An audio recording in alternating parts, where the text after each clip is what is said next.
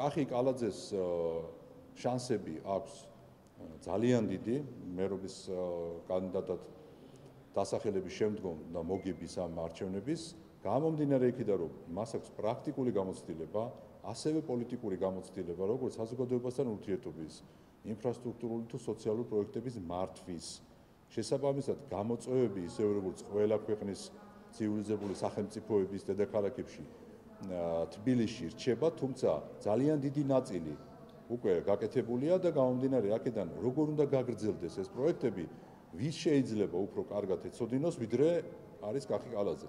ამიტომ ვამბობ ზუსტად, რომ ალტერნატივა იქნება მისი კანდიდატურა, ვინ დასახელდება ახლა ნაცმოძრაობის ფილიალებიდან, ამას არსებითი მნიშვნელობა დიდად არ აქვს, გარდა იმისა, რომ სახელი და გვარი შეიძლება იყოს სხვადასხვა ვისაც დაასახელებენ, სხვა შემთხვევაში გამარჯვების თუნდაც თეორიული შანსები ვერ ექნება ვერავის ვიმეორებ პრაქტიკული მოცემულობიდან გამომდინარე. იმიტომ რომ კახის აქვს არა მხოლოდ სოციალურ და ინფრასტრუქტურულ პროექტებზე მუშაობის გამოცდილება, არამედ პოლიტიკური გამოცდილება, ანუ საზოგადოებასთან ურთიერთობის გამოცდილება. აი სწორედ ეს არის ის მიზეზები, რის გამოც მას აქვს პრაქტიკულად გამარჯვების შანსი. რადგან ახსენეთ, თქვენც კითხავთ ოპოზიციის კანდიდატს, უნდა დასახელდეს საერთო კანდიდატი ლოლოს და გახარიას გუნდის მხრიდან. როგორ ფიქრობთ, რამდენად მარტივი იქნება მათთვის ეს შერჩევის პროცესი, იმიტომ რომ ეს პარტია მანამდე დიდი სიახლოვით ერთმანეთთან არ გამოირჩეოდა და რა პრინციპით შეარჩევენ ისინი და კიდევ ერთხელ შანსებზე რომ ვთქვათ. ნუ როგორც გითხარით, დიდი მნიშვნელობა არ აქვს კანდიდატს, ვის დაასახელებს ახლა ნაცმოძრაობის ფილიალები, მაგრამ ვის დაასახელებენ, აი ესეც იქნება ერთ-ერთი კრიტერიუმი თუ როგორ აზროვნებს ნაცმოძრაობის ფილიალები, ვინც იღებენ მონაწილეობას არჩევნებში. ანუ ერთადერთი ინტერესი ეგრეთ წოდებული რადიკალური ოპოზიციის კანდიდატის დასახელების თბილისის მერობის კანდიდატზე იქნება ის, თუ როგორ აზროვნებენ პოლიტიკურად, თორე დანარჩენი რა თქმა უნდა მნიშვნელობა არ ექნება, ვინც არ უნდა დაასახელონ განწირულია მარცხისთვის, მაგრამ ვის დაასახელებენ, ანუ პრობლემა იქ შეჯერებაში, ხედვაში და ასე შემდგომ როგორ იქნება, აი ეს იქნება ინტერესის სფერო უბრალოდ და არა ის, რომ თქვა ის გაიმარჯვებს თუ არ გაიმარჯვებს.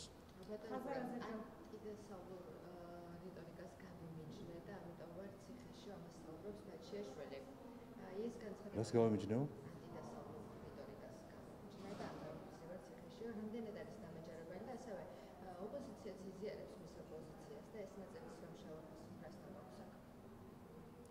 ნუ ბაჩიაშვილი საერთოდ არავის არ უნახავს არც პოლიტიკურ განცხადებებში, არც პოლიტიკაში საერთოდ. ამ განცხადებაზეც ემჩნევა, რომ ის ტყუის რა ანტიდასავლურია, ან პროდასავლურია, ან პროქართული და ანტიქართული განცხადებები ბაჩიაშვილი იყო ადამიანი, რომელსაც ჰქონდა ბრალდება, რომ მან რეალურად მოიპარა დიდი ფული და შესაბამისად სასამართლოში ჰქონდა მას ეს პროცესი და პროკურატურაში ბრალდების საფუძველზე სასამართლოში დადგინდა ეს და ახლა რა პოლიტიკური განცხადებები, ეს პოლიტიკური მანტიის შემორგება მერე როცა სისხლის სამართლებრივი დანაშაული დაგიდგინდება, უკვე გაცვეთილი მეთოდია. ვინ და ახლა ბაჩიაშვილი საერთოდ გამოსულა არც დაუწერია რაიმე ტიპის პოლიტიკური განცხადება.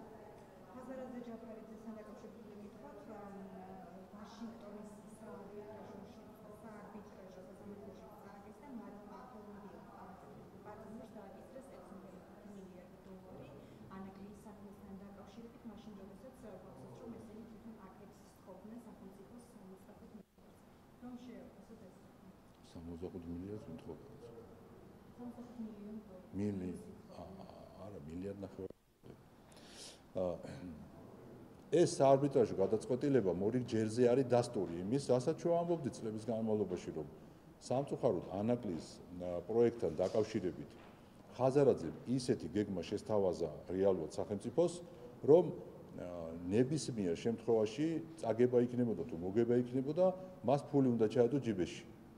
თუ ანაკლის სპორტიდან იქნებოდა წაგება, სახელმწიფოდან უნდა ჩაედო ჯიბეში ფული. რა თქმა უნდა, ეს ბუნებრივად იყო მიუღებელი.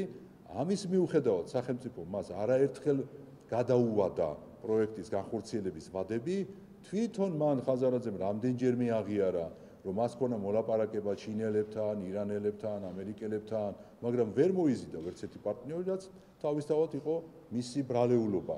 და შემდგომ ის იკადრა, რომ თავის სახელმწიფოს და თავის ხალხს მოსთხოვა 1,5 მილიარდი. თავის ხალხს მოსთხოვა 1,5 მილიარდი, რომ საქართველოს მოქალაქეებს უნდა ამოიღოთ ჯიბიდან ეს 1.5 მილიარდი და წასულიყო ხიბეში, იმიტომ რომ მან ეს პროექტი უბრალოდ ვერ განახორციელა. აი ეს არის მისი მიდგომა ზოგადად ქართული სახელმწიფოს მიმართ და ეს საარბიტრაჟო გადაწყვეტილება ამაზე მეტყველებს ზუსტად რომ შეიტანა მოგებისთვის და არბიტრაჟმა უთხრა რომ არამც თუ შენ არ გეკუთვნის, არამედ აქეთ გაქვს გადასახდელი ბიუჯეტისთვისაც და იმ ადამიანებისთვისაც ვინც გადააგდე. ეს არის რეალობა. ნაცებში დაპირისპირებაზე გკითხავთ, მუგუჩავა და ხაბეიშვილი ერთმანეთს აცნობენ ხედვებში, თუმცა ორივე საუბრობს რევოლუციაზე და ამ ხედვებს უწუნებს მათ ელენე ხოშტარია და ჩერგოლეიშვილი. რა ფაზაშია ეს დაპირისპირება და რატომ საუბრობენ ისევ რევოლუციაზე, როგორ ამ წინასწარ რევოლუციას როლი მოგებმოს და სასამართლო იდეოლოგია მიცავს წინასწარ ამბობს ელენე ოქტომბერიო, ესაც დედლაინი დაუწეს ამ პროგრამ რევოლუციის ამბავს. და ასევე გადატრიალებაც ახსენა ხაბეიშვილი. ნუ პირველ რიგში უნდა ვთქვათ, რომ ეს ორ ბანაკად გაყოფილი ნაცმოძრაობის ფილიალები ვერ თანხმდებიან იმაზე, რომ რევოლუციური გზით უნდა წავიდნენ ბოლომდე, თუ თან რევოლუციური გზით და თანარჩევნების გზით. აი ეს სურათი მიდის ახლა უბრალოდ. თეორიული შანსიც კი არ აქვს გამარჯვების, მაგრამ აქაც ვერ თანხმდებიან იმაზე, რომ რევოლუციური გზით თუ მიდიხარ, მაშინ არჩევნებში როგორ ღებულობ მონაწილეობას. არჩევნებში თუ ღებულობ მონაწილეობას, რაც რა თქმა უნდა თავისთავად კარგია, იმიტომ რომ ეს არის გზა თუ გინდა რომ საზოგადოებაში ნდობა მოიპოვო, მაშინ იმ რევოლუციურ კომიტეტს როგორ უერთდები. თუ შენ ამბობ, რომ 4 ოქტომბერს გინდა რომ საკრებულოებში ადგილი მოიპოვო და რა თქმა უნდა, რამდენიმე ადგილი შეიძლება მოიპოვო, თქვათ 30 კაციან საკრებულოში 1, 2 ან 3 ადგილი შეიძლება მოიპოვონ, მაგრამ იმ ხალხს ასე უბნებიან მერე, ვინც აირჩევს მათ წარმომადგენლებს საკრებულოში. ისევ მერე საკრებულოში წევრებს ეტყვიან, რომ რევოლუციური გზებით უნდა წავიდნენ თუ აი ამ ერთიანობაზე როგორ საუბრობენ. ეს ერთი და მეორე ასევე რაც თავარია. დედანაცმოძრაობის წარმომადგენლები იმაზე ვერ თანხმდებიან, რომ რევოლუციური გზის რა თარიღი აირჩიო. ჯერ ერთი უკვე იმდენად არიან შოკში, რომ ზოგი ამბობს, რომ მშვიდობიანი რევოლუცია გვინდაო, ზოგი ამბობს, ძალადობრივი რევოლუცია გვინდაო. წლების განმავლობაში, რომ შევახსენოთ საზოგადოებას, ჩვენ ვამტკიცებდით იმას, რომ ხალხი არჩევნებისთვის რომ იციან, რომ დამარცხდებიან და რევოლუციური მიზნები აქვთ და რაზეც ამბობენ, რომ ეს არის ხან სუსის მოგონილი, ამას ფლების მოგონილი, რა რევოლუციაზეა საუბარი და დღეს აღიარებენ ამას, რომ დიახ, უნდათ რევოლუცია და ისე თუ გადაშლიან, თუ წიგნის გადაშლა დაეზარებათ ინტერნეტში ახლობით კეთილი ტერორისტი. რევოლუციის განმარტება მარტივად არის ჩამოყალიბებული ლექსიკონებში და თუ იქ ეზარებათ კითხვა ინტერნეტში შევიდნენ. ეს არის ძალადობრივი გზით ხელისუფლების დამხობის მეშვეობით არსებული პოლიტიკური სისტემის შეცვლა. ეს არის რევოლუციის კლასიკური განმარტება, მე შეიძლება მეთოდები იყოს იქ განსხვავებული და ეხლა თუ ცდილობენ რომ ჭყალებში დააბოლონ ეხლა თავიანთი ან ვინმე სხვის ამორჩეველი, ეს იქნება შეუძლებელი, კიდევ ერთხელ ვიმეორებ. უბრალოდ აქ საუბარია თარიღებზე, სადაც ისინი ვერ თანხმდებიან, ნაწილი ამბობს რომ 4 ოქტომბერს იქნება რევოლუციაო, ნაწილი ამბობს რომ არ ვიცითო, მოდი დაველოდოთ, ყური დავადოთ მიწაზე და რევოლუციის გუგუნი თვითონ გვეტყვის, როდის მოვა რევოლუციაო. აი ეს არის მათში ეხლა წარმოიდგინეთ, რა პრობლემა აქვს ეხლა დედანაცმოძრაობას, რომელიც არჩევნებში არ აპირებს მონაწილეობას, რა პრობლემის და დილემის წინაშე დადგა. ნაცმოძრაობაში კიდე შიგნით ასევე გაყოფილი ეს ორი ფრთაა, რომ ერთი ამბობს, რომ 4-ში იქნება რევოლუცია. მეორე მხარე ამბობს, რომ მოდი დაველოდოთ რევოლუციის გუგუნს თვითონ გადაწყვიტავს, როდის მოვა რევოლუცია. აი ეს პრობლემა უდგათ ეხლა ზუსტად დედანაცმოძრაობას.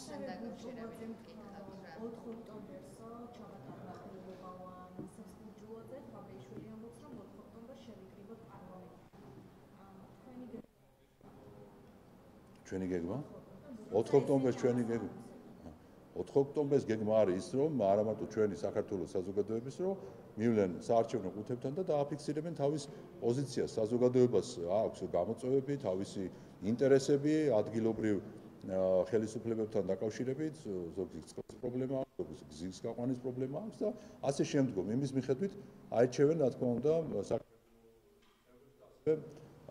მერის წარმომადგენლებს და აქედან გამომდინარე ბუნებრივია გეგმა არის არჩევნები. რაც შეეხება ახლა ბურჭულაძის და დანარჩენების გეგმებს, ნუ ეს ყველამ კარგად ვიცით, რომ ეს არასერიოზული ხალხია, ყველაფერს თავი დავანებოთ. ხან დაიწყეს ტელეფონებით არჩევნების ჩატარება, მე რაღაცა ლაივში არჩევნების ჩატარება, მე ვიღაცამ რაღაც სხვა ფანტაზია თქვა, ხო რაღაცა სხვადასხვა პრინციპებზე იყო საუბარი და ასე შემდგომ. ეხლა ყრილობა მოინდომეს ყრილობის ჩატარება, ეხლა კიდევ ერთხელ ვიმეორებ, რომ როცა შენ აანონსებ აქციას და იქ მოგდის იმდენი ადამიანი, რომ შეგიძლია სახლშიც უმასპინძლო, რომელი ყრილობაზე ლაპარაკობ? ეს არის მოცემულობა დღეს და რატომ იცით? იმიტომ რომ როცა ეს გეგმის ნაწილი წელიწადზე მეტია რომ ვერ წარუდგინეს საზოგადოებას და რაზეც უკვე თვითონ დაიწყეს აღიარება, ეს არის მოცემულობა და გეგმა ვერ ექნება, იმიტომ რომ მათი მიზანი არ არის უკეთესი ალტერნატივა ვიდრე დღეს აქვს ხელისუფლებას. ეს რო კონდეთ, ამ შემთხვევაში თავისი ამორჩეველი მაინც გამოვა და იტყვის რომ აბა როგორ აპირებ ხა რომ ეს უკეთესი გეგმა განახორციელო. ეს არის პრობლემა მათი. პრობლემა იმაში მდგომარეობს რომ მათ ხედვა არ აქვთ, მათ შორის პოლიტიკური მიზანი არ აქვთ, რომელიც უკეთესი იქნება ვიდრე მაგალითად აქვს ხელისუფლებას. საზოგადოება ამას ელოდება.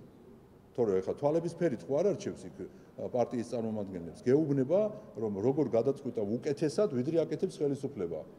და თუ ამბობ შენ რომ უკეთესად შემიძლია გავაკეთო ეს გეგმა და ეს პროექტი უნდა აჩვენოს საზოგადოებას. ამას ისინი ვერ ახერხებენ, ერთ-ერთი ჩამოკიდებულები არიან უცხოურ ძალაზე, რომ იქნებ უცხოურმა ძალამ როგორმე ამ ხელისუფლებაზე ზეწოლა ისე განახორციელოს, რომ მერე თვითონ მოვიდნენ უკანონოდ ხელისუფლებაში.